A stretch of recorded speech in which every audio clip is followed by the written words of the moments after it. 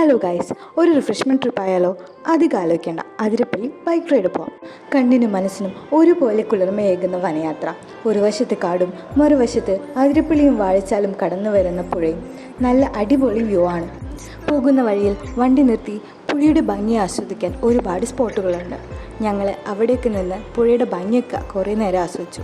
അതുകൂടാതെ റോട്ടിൽ നിന്ന് തന്നെ അതിരപ്പള്ളിയുടെ ഒരു അടിപൊളി വ്യൂ പോയിൻറ്റും ഉണ്ട്. ഞങ്ങൾ അവിടെയും വണ്ടി നിർത്തി.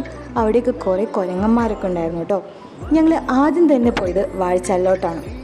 വാഴച്ചാൽ പോകുന്ന വഴിക്ക് ചെറിയ ചെറിയ നീരുറവകളും അതുപോലെ തന്നെ മുളം കാടൊക്കെ കണ്ടു. നല്ല ബ്യൂട്ടിഫുൾ വ്യൂ ആയിരുന്നു ആ ഒരു യാത്ര.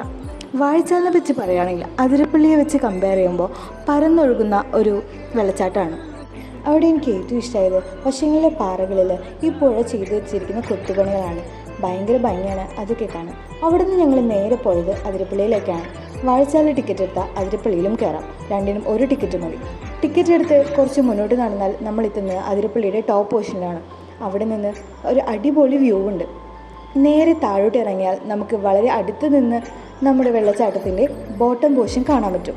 ആ യാത്ര ഭയങ്കര കഠിനമാണ് കേട്ടോ, കയറ്റായാലും ഇറക്കായാലും.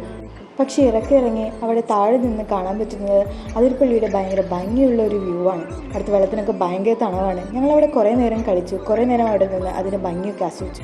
ഒരിക്കലെങ്കിലും നമ്മൾ കണ്ടിരിക്കേണ്ട സ്ഥലമാണ് കേട്ടോ. Okay, by.